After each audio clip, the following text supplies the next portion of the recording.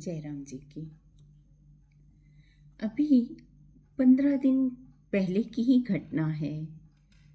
लोनावला से 3 दोस्त अपनी छुट्टियां मना के वापस आ रहे थे और रास्ते में एक दोस्त उकसाता है कि क्यों भाई इतनी धीरे गाड़ी कैसे चल रही है। दूसरा दोस्त उसका समर्थन करता है, हाँ भाई इतनी धीरे गाड़ी। और तीसरा जो चला रहा है और जोश में अपने होश को खोकर और तेजी से गाड़ी भगाता है और कुछ ही क्षणों में तीनों बच्चे काल के ग्रास बन जाते हैं।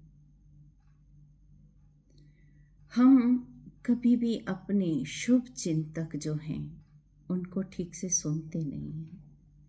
हमारे माता पिता कितनी बार समझाते हैं, होश मत खो, अहंकार मत रखो, लेकिन हम उनकी बात को नज़रअंदाज कर जाते हैं।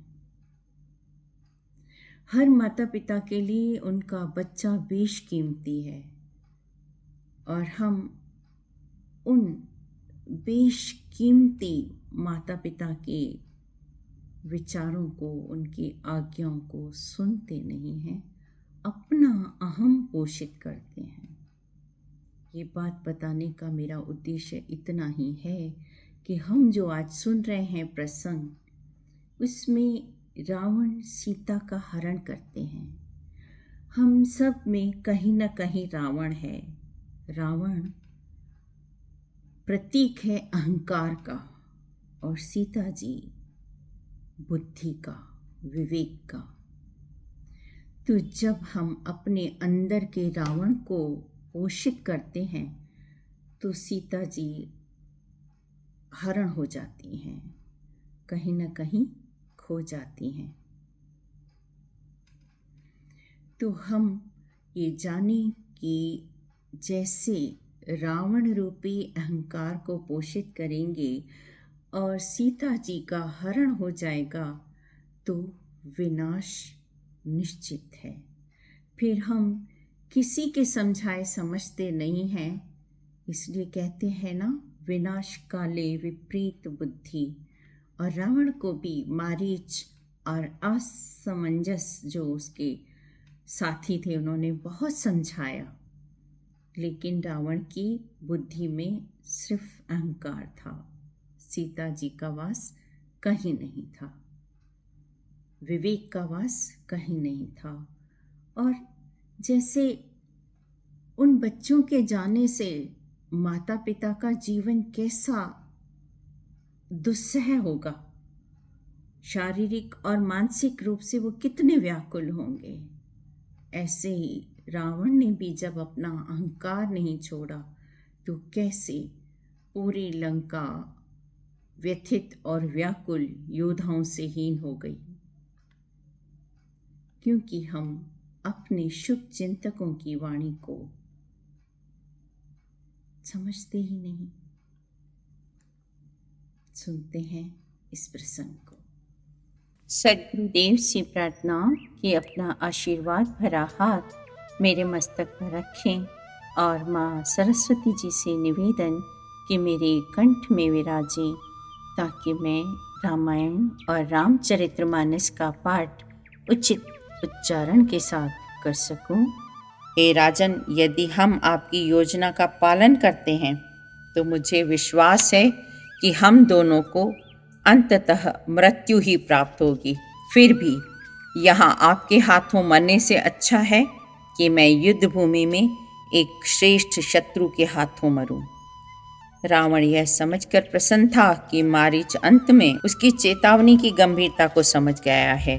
उसने मारीच का आलिंगन किया और वे रावण के वायु रथ पर सवार होकर चल दिए।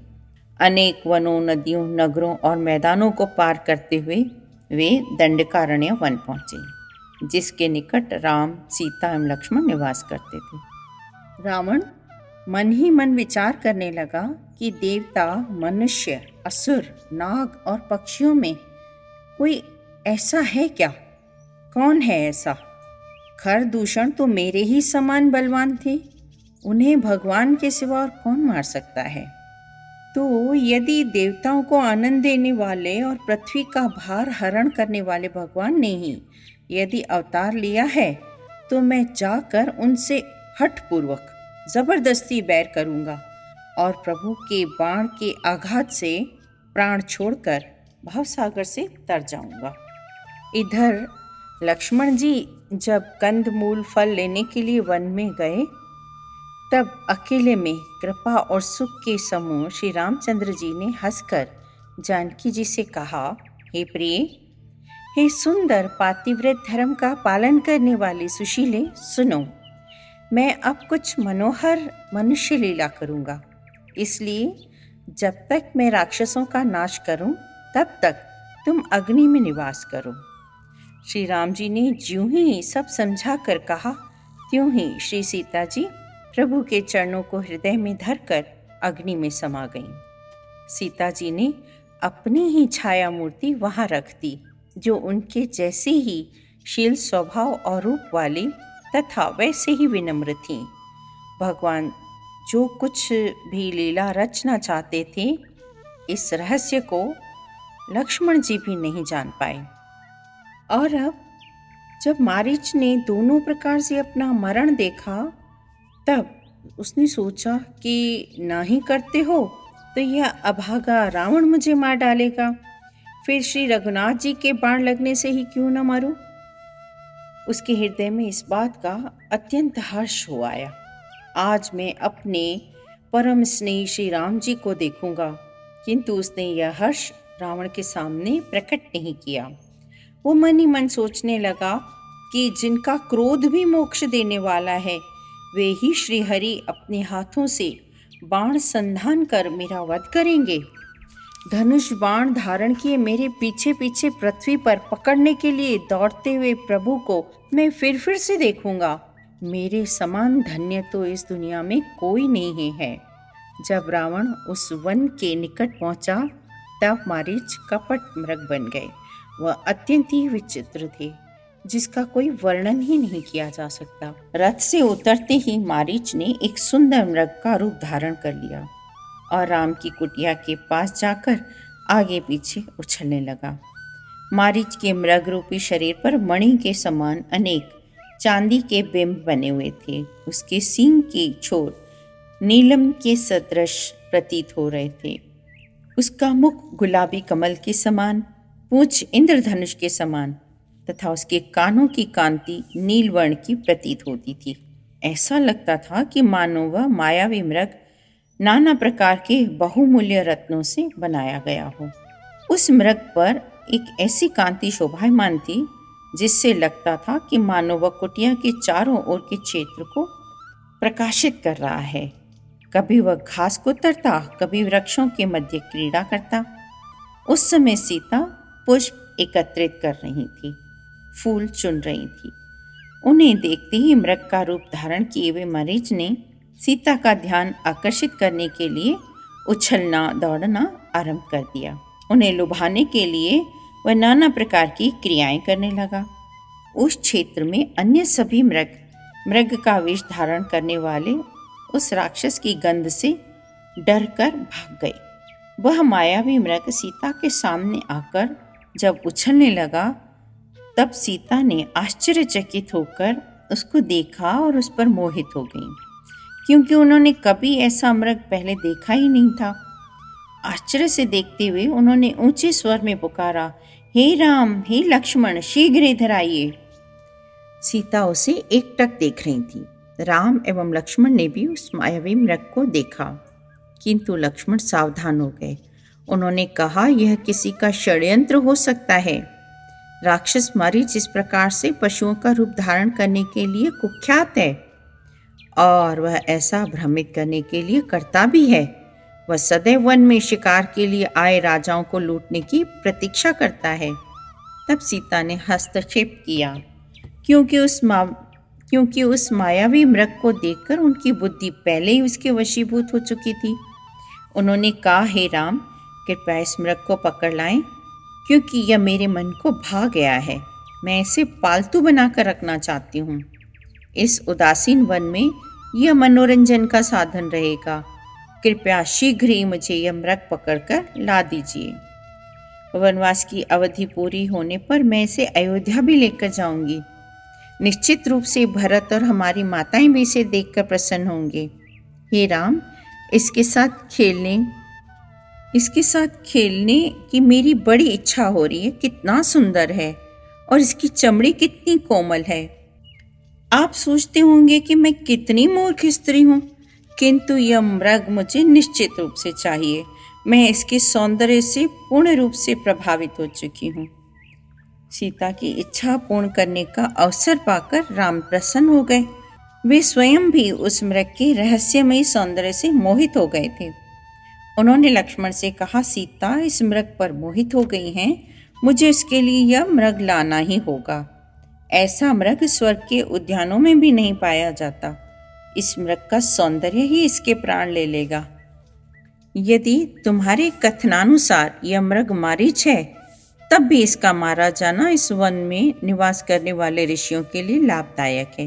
ये लक्ष्मण, जब तक मैं लौट कर ना आऊं, तुम हाथ में धनुष लिए यहीं खड़े रहना। सीता का ध्यान रखना। अब हिरण को देखकर श्री राम जी ने कमर में फेंटा बांधा और हाथ में धनुष लेकर उस पर सुंदर दिव्य बाण चढ़ाया। फिर प्रभु ने लक्ष्मण जी को समझाकर कहा, भाई, वन में बहुत से राक्षस फिरते हैं। तुम बुद्धि और विवेक के द्वारा बल और समय का विचार करके सीता की रखवाली करना। और इधर प्रभु को देखकर मृग भाग चला और श्री रामचंद्र जी भी धनुष चढ़ाकर उसके पीछे दौड़े।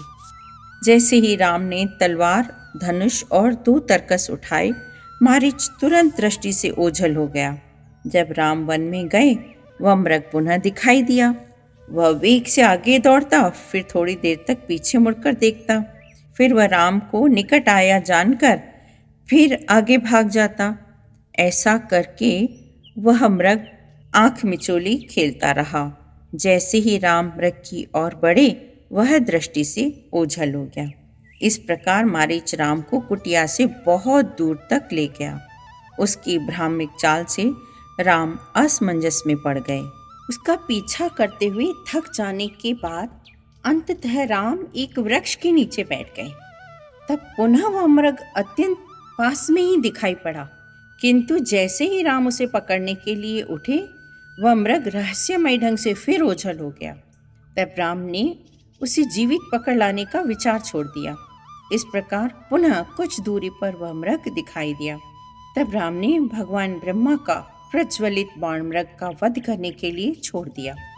राम के बाण से बचने के लिए मारीच बहुत ऊपर उछला, किंतु बाण ने उसके हृदय को बेध दिया।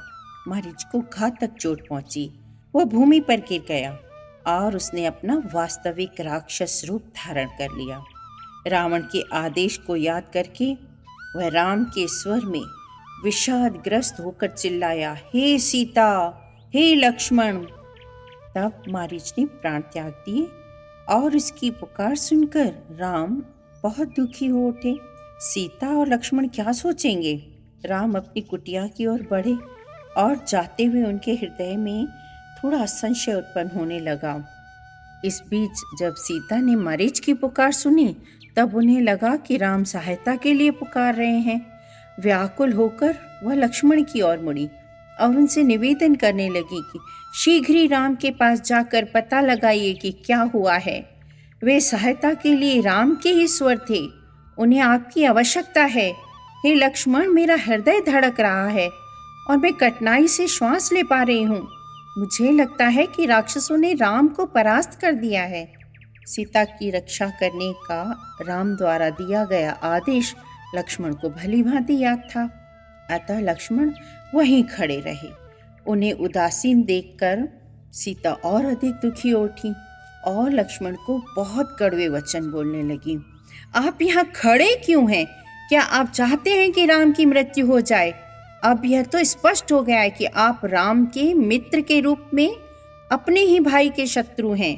मुझे लगता है कि आप राम की मृत्यु चाहते हैं, अन्यथा आप अवश्य ही उन्हें बचाने के लिए तैयार हो जाते। शीघ्र जाइए लक्ष्मण। जब मेरे पति संकट में हो तब मेरे जीवित और सुरक्षित रहने का क्या लाभ है? मुझे नहीं रहना सुरक्षित। जाओ तुम जल्दी से। जब सीता भय के मारे कांपने और सुबकने लगी तब लक्ष्मण ने कहा, स्वयं को नियंत्रण में रखने का प्रयास कीजिए, धैर्य धारण कीजिए। राम को कोई भी हानि नहीं पहुंचा सकता। न राक्षस, न इंद्र, न ही देवता उनका कुछ बिगाड़ सकते हैं। मुझे विश्वास है कि जो स्वर आपको सुनाई दिया वह हमें डराने के लिए मारीच की मायावी चाल है। राम ने मुझे आपकी सुरक्षा की आज्ञा दी है, अतः मुझे यहीं रहकर उनकी आज्ञा का पालन करना चाहिए। अब तक सीता चिंता के कारण विक्षिप्त हो उठी और लक्ष्मण के शब्दों ने उनके क्रोध को और बढ़ा दिया। क्रोध में सीता और ऊंचे स्वर में बोली, निर्लज्ज, मुझे लगता है तुम राम के बुरे समय का आनंद ले रहे हो, अन्यथा क्या तुम इस प्रकार निश्चित होकर वार्तालाप करते? तुम अपने बड़े भाई के आज्ञाकारी सेवक होने का केवल ढोंग करते हो। संभवतः तुम भरत के दूत हो। तुम दोनों की मिली भगत है।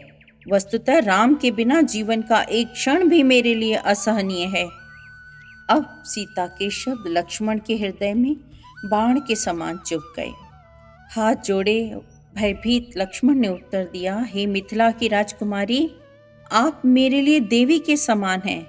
हे जनक सुता, आपने अपने कटु वचनों से मुझे मजबूर कर दिया है, अतः मैं राम के पास आपकी इच्छा पूर्ति हेतु जाऊंगा, क्योंकि मैं संकट के अशुभ संकेत देख रहा हूँ।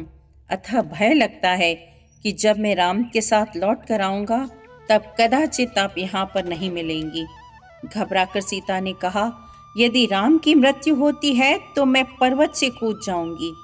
सीता के कटु वचनों से उत्तेजित लक्ष्मण एक और अपने कर्तव्य, दूसरी ओर राम को देखने की अपनी आंतरिक इच्छा के मध्य असमंजस में थे।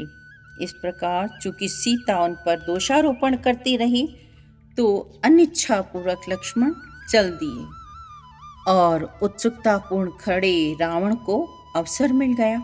रावण केसरिया वस्त्र धारण किए हुए, बालों का जूड़ा बनाए, लकड़ी की पादुका पहने तथा दाहिने कंधे पर छत्र एवं बाएं हाथ में एक छड़ी तथा जल पात्र लिए हुए भिक्षुक के वेश में सीता के समक्ष आया।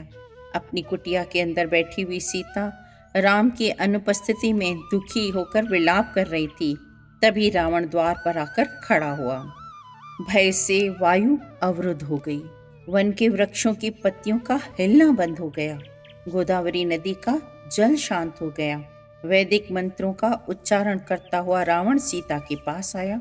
सीता को देखते ही रावण का हृदय बहुत ही ज्यादा आकर्षित हो गया और वो सीता को अपने पाश में बांधने की कोशिश करने लगा।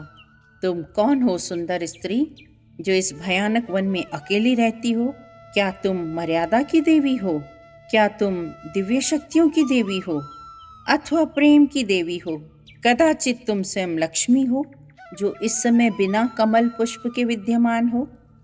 तुम्हारे इस विश्व या स्वर्ग की कोई भी स्त्री सौंदर्य में तुम्हारे समान नहीं दिखती।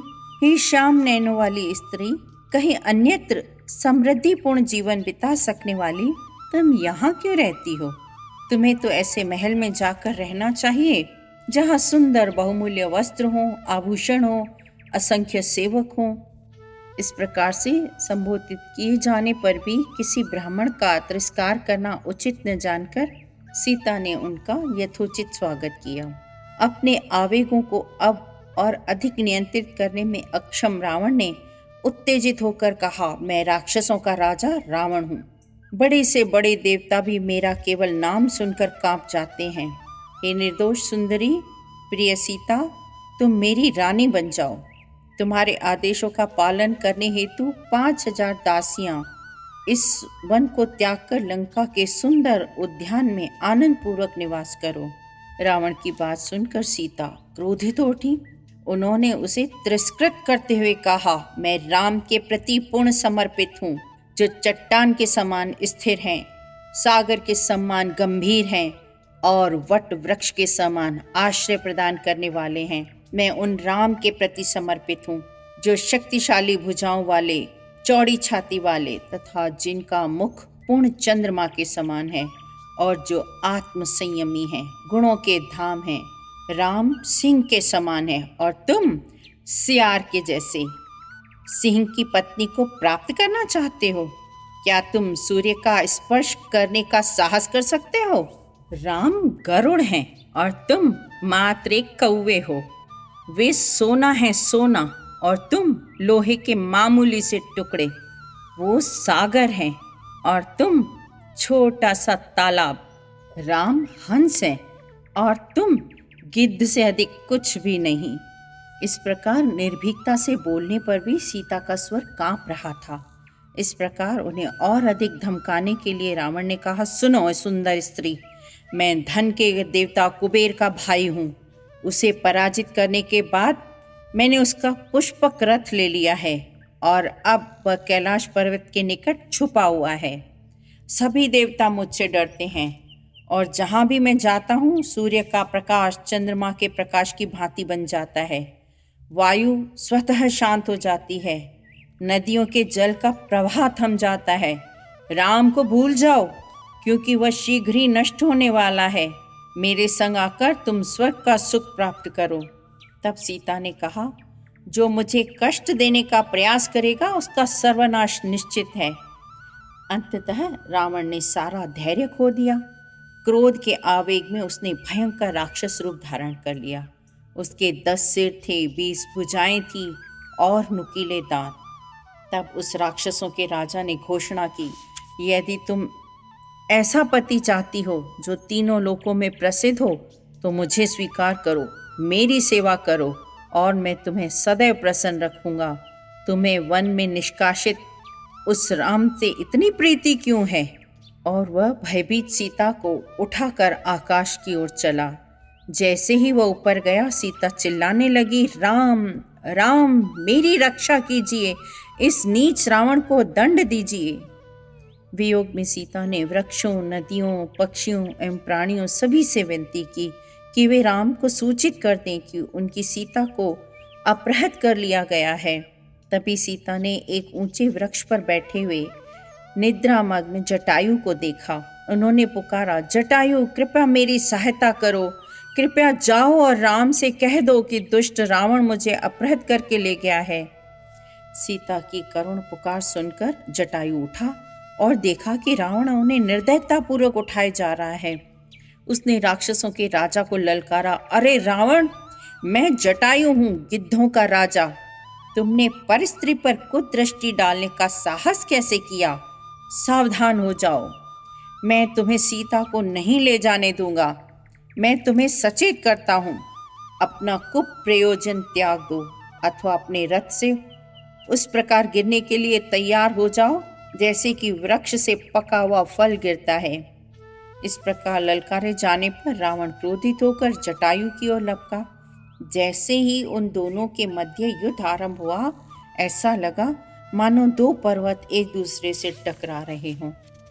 रावण ने जटायु पर अनेक हथियारों से प्रहार किया, किंतु उस विशाल गिद्ध ने अपने चंगुलदार पैरों से रावण को कुरेद दिया।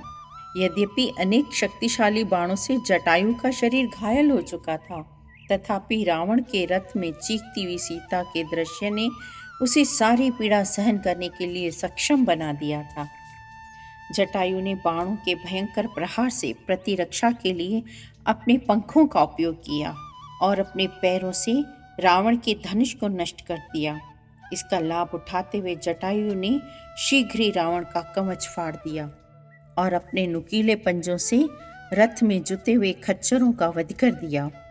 उसने रथ को नष्ट कर दिया और साथ साथ अपनी चोंच से रावण के सारथी का सिर भी काट दिया। रथ नष्ट हो जाने से रावण भूमि पर गिर गया। जय राम जी की। अगर आपको मेरा वीडियो पसंद आया है तो मेरे चैनल को सब्सक्राइब जरूर करिएगा और अपने ही जैसे राम भक्तों को शेयर जरूर करिएगा। जय राम जी की।